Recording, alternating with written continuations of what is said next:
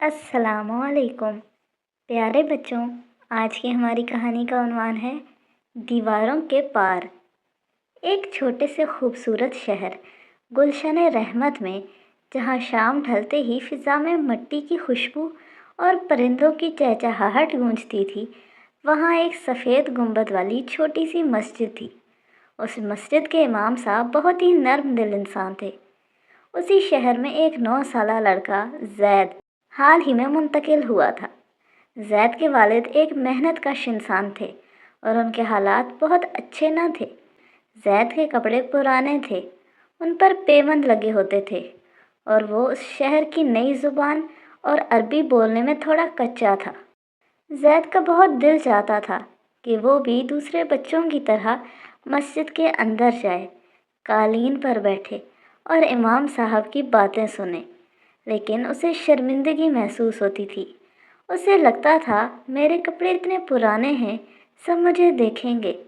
अगर इमाम साहब ने मुझसे कोई सवाल किया और मैं गलत अरबी बोल गया तो सब हंसेंगे। वो रोज़ाना मगरिब की नमाज के वक्त मस्जिद के करीब आता, लेकिन अंदर जाने के बजाय बाहर लगी एक पुरानी बेंच पर बैठ जाता।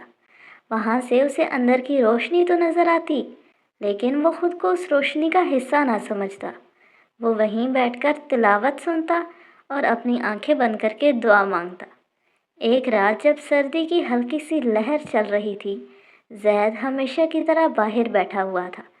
मगरिब की नमाज पढ़ी जा चुकी थी और लोग आहिस्ता आहिस्ता अपने घरों को जा रहे थे। जैद का सर झुका हुआ था कि अचानक उसे महसूस हुआ कि कोई उसके पास आकर बैठ गया है। उसने डरते डरते नज़र उठाई। वो इमाम साहब थे। उनके चेहरे पर एक ऐसी मुस्कुराहट थी जैसे वो जैद का बरसों से इंतज़ार कर रहे हों। बेटा, यहाँ बाहर बहुत ठंड है, तुम अंदर क्यों नहीं आते? इमाम साहब ने नरमी से पूछा। जैद की आवाज़ गले में फंस गई। उसने अपने पुराने जूतों की तरफ देखा और दबी आवाज़ में कहा, इमाम साहब, मेरे कपड़े अच्छे नहीं हैं और मुझे ठीक से पढ़ना भी नहीं आता। मुझे डर लगता है कि मस्जिद के अंदर शायद मेरे जैसे लोगों की जगह नहीं है। इमाम साहब थोड़ी देर खामोश रहे, फिर उन्होंने एक गहरी सांस ली और बोले, बेटा, क्या तुम्हें मालूम है कि अल्लाह का घर कितना बड़ा है? जैद ने हैरत से मस्जिद की छोटी सी इमारत की तरफ देखा। इमाम साहब मुस्कुराए और बोले, नहीं बेटा, ये इमारत तो सिर्फ हमें रास्ता दिखाने के लिए है। असल मस्जिद तो वहाँ तक है जहाँ तक एक सच्चे दिल की पुकार जाती है। फिर इमाम साहब अंदर गए और अपनी जाए नमाज उठा लाए। उन्होंने उसे उस कच्ची ज़मीन पर मस्जिद के सहन से भी बाहर बिछा दिया और वहीं बैठ गए। कुछ ही देर में मस्जिद से निकलने वाले दूसरे लोग भी रुक गए। एक बुज़ुर्ग ने पूछा, इमाम साहब, आप बाहर क्यों बैठे हैं? इमाम साहब ने जैद के कंधे पर हाथ रखा और कहा, आज मुझे महसूस हुआ कि मस्जिद के अंदर जगह कम पड़ गई है। आज हम यहाँ सितारों तले नमाज पढ़ेंगे और अपने रब की बातें करेंगे, क्योंकि अल्लाह के घर की दीवारें तो नज़र ही नहीं आती, वो तो पूरे आलम में फैली हुई हैं। देखते ही देखते मस्जिद के अंदर मौजूद बाकी बच्चे और बड़े भी बाहर आ गए। किसी ने चटाई बिछा दी तो कोई मट्टी पर ही बैठ गया। सब ने मिलकर वहीं अल्लाह का जिक्र किया। जैद, जो अब तक खुद को अकेला समझ रहा था, अब उस मजमे का सबसे अहम हिस्सा था। उसे महसूस हुआ कि उसके पुराने कपड़ों पे कोई ध्यान नहीं दे रहा, क्योंकि सबकी तवज्जो अपने रब के जिक्र पे थी। जब महफिल ख़त्म हुई तो इमाम साहब सबकी तरफ देखकर बोले, सुभान अल्लाह, आज मस्जिद सचमुच भरी हुई लग रही है। जैद ने उस दिन सीखा कि अल्लाह के पास जाने के लिए महंगे लिबास या बड़ी बड़ी बातों की ज़रूरत नहीं होती, सिर्फ एक सच्चा दिल काफ़ी है। उस दिन के बाद से जैद मस्जिद का सबसे पक्का नमाजी बन गया और उसने कभी खुद को दूसरों से कमतर नहीं समझा, क्योंकि उसे मालूम हो गया था कि ज़ाहिर से ज़्यादा बातिन अहम है। इंसान लिबास तो अच्छा और साफ पहन लेता है, लेकिन दिल और नीयत साफ रखना भूल जाता है। तो प्यारे बच्चों, आज की कहानी से हमने क्या सीखा? آج کی کہانی سے ہم نے یہ سیکھا کہ خلوص اور نیت سب سے اہم ہے۔ کہانی کا سب سے پہلا اور بڑا سبق یہ ہے کہ اللہ تعالیٰ کے پاس جانے کے لیے ہمیں مہنگے کپڑوں، بہت زیادہ علم یا بڑی بڑی ڈگریوں کی ضرورت نہیں ہوتی۔ اللہ تعالیٰ ہمارے دل کو دیکھتے ہیں۔ ہمیں کبھی یہ نہیں سوچنا چاہیے کہ ہم کم پڑھے لکھے ہیں یا ہمارے پاس کم پیسے ہیں تو ہم اللہ کے قریب نہیں جا سکتے۔ ہمیں بس سچے دل سے اللہ کو یاد کرنا چاہیے اور اچھے کام کرنے چاہیے۔ ہماری نماز اور دعا میں خلوص ہونا چاہیے۔ کسی کو کمتر نہ سمجھے۔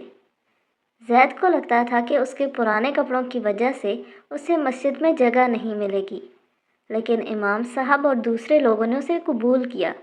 اس سے ہمیں یہ سبق ملتا ہے کہ ہمیں کسی بھی انسان کو اس کی ظاہری حالت یعنی کپڑے، رنگ یا پیسے کی بنیاد پر کمتر نہیں سمجھنا چاہیے۔ اسکول میں یا محلے میں اگر کوئی بچہ غریب ہے یا اس کے پاس پرانے کپڑے ہیں یا وہ ٹھیک سے بول نہیں سکتا تو ہمیں اس کا مذاق نہیں اڑانا چاہیے، بلکہ ہمیں اس کے ساتھ محبت اور احترام سے پیش آنا چاہیے اور اسے اپنا دوست بنانا چاہیے۔ سب انسان برابر ہیں۔ مسجد محبت اور اتحاد کا مرکز ہے۔ کہانی میں امام صاحب نے جب یہ دیکھا کہ زید باہر بیٹھا ہے تو وہ بھی باہر آ گئے اور ان کے ساتھ باقی لوگ بھی۔ انہوں نے دکھایا کہ مسجد صرف ایک عمارت نہیں بلکہ ایک ایسی جگہ ہے جہاں سب مل کر اللہ کی عبادت کرتے ہیں اور ایک دوسرے کی مدد کرتے ہیں۔ ہمیں مسجد میں آنے والے ہر شخص کو خوش آمدید کہنا چاہیے۔ خود اعتمادی اور ہمت۔ زید نے جب امام صاحب کی بات سنی اور دوسرے لوگوں کی محبت دیکھی تو اسے خود پر اعتماد آ گیا۔ وہ اب شرمندہ نہیں تھا بلکہ خوش تھا۔ ہمیں کبھی یہ نہیں سوچنا چاہیے کہ ہم کسی کام کے لیے کافی نہیں ہیں۔ اگر ہمارے پاس کچھ چیزیں کم بھی ہوں تب بھی ہمیں اپنی صلاحیتوں پر بھروسہ رکھنا چاہیے اور ہمت نہیں ہارنی چاہیے۔ سچے دل سے کوشش کرنے والوں کی مدد اللہ تعالیٰ خود کرتے ہیں۔ اچھائی کی طرف قدم بڑھائیں۔ جب امام صاحب نے اچھائی کی طرف ایک قدم بڑھایا تو سب لوگ ان کے ساتھ شامل ہو گئے۔ اس سے ہمیں یہ سبق ملتا ہے کہ ہمیں بھی اچھے کاموں کی شروعات کرنی چاہیے۔ اگر ہم کسی کو اکیلا دیکھیں یا کسی کو مدد کی ضرورت ہو تو ہمیں آگے بڑھ کر اس کی مدد کرنی چاہیے۔ یہ نہیں دیکھنا چاہیے کہ ہم سے پہلے کوئی اور آگے بڑھے۔ ہماری ایک چھوٹی سی نیکی دوسروں کے لیے ایک بڑی خوشی کا باعث بن سکتی ہے اور دوسرے لوگ بھی ہماری دیکھا دیکھی اچھے کام شروع کر سکتے ہیں۔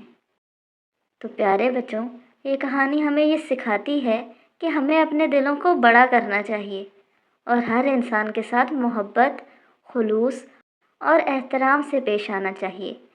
اللہ تعالیٰ ہم سب کو نیک کام کرنے کی توفیق عطا فرمائے۔ آمین۔ تو آج کے لیے اتنا ہی۔ کل ملیں گے ایک نئی کہانی کے ساتھ۔ تب تک کے لیے اللہ حافظ۔ فی امان اللہ۔